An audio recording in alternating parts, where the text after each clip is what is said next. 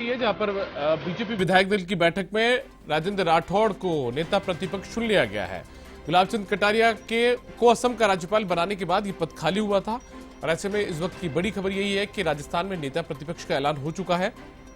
राजेंद्र राठौड़ जो कि उपनेता प्रतिपक्ष की कमान पिछले 4 साल से ज्यादा के वक्त से संभाल रहे थे, अब उन्हें नेता प्रतिपक्ष बनाकर उनका प्रमोशन कर दिया गया है।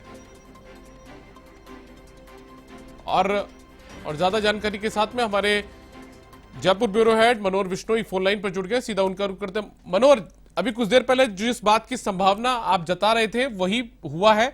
लगातार A1 न्यूज भी अपने दर्शकों को बता रहा था कि राजेंद्र राठौड़ का नाम जो है वो लगभग फाइनल है और नेता प्रतिपक्ष जो है वो चुने जा सकते हैं। तो ऐसे में 4 साल से ज्यादा के वक्त उन्होंने उपनेता की कमान संभाली और अब प्रमोशन उनका चुनावी साल में हो चुका है। क्या कुछ और अपडेट?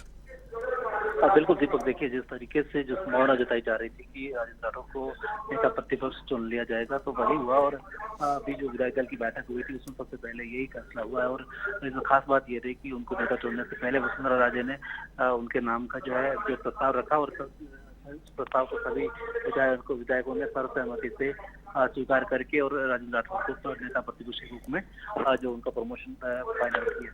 क्योंकि थोड़ी देर पहले ही जिस तरीके से बैठक शुरू होती पहले ही जो एजेंडा ये था इस बैठक का कि नेता प्रतिपक्ष का ऐलान किया जाए तो वही हुआ। और नेता प्रतिपक्ष को जिस तरीके से संभावना जताई जा रही थी राजेंद्र राठौड़ को चुन लिया गया है और अभी फिलहाल राजेंद्र राठौड़ नेता प्रतिपक्ष के तौर पर अपना संबोधन दे रहे हैं। दीपक, मनोहर, एक चीज और आपसे जानना चाहेंगे, उपनेता प्रतिपक्ष को नेता प्रतिपक्ष की कमान मिल गई है तो क्या माना जाए कि आज ही उपनेता भी मिल जाएगा विधायक दल को?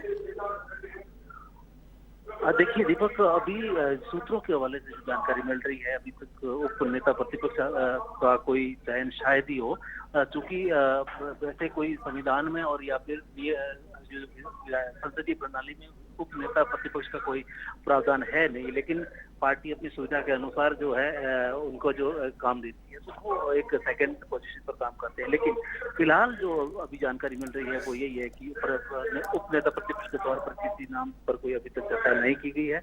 लेकिन हो सकता है आगे अगर कोई सोशल इंजीनियरिंग और पार्टी में किसी तरीके का दबाव और किसी बड़े नेता को एडजस्ट करना हो तो उनको इस राजेंद्र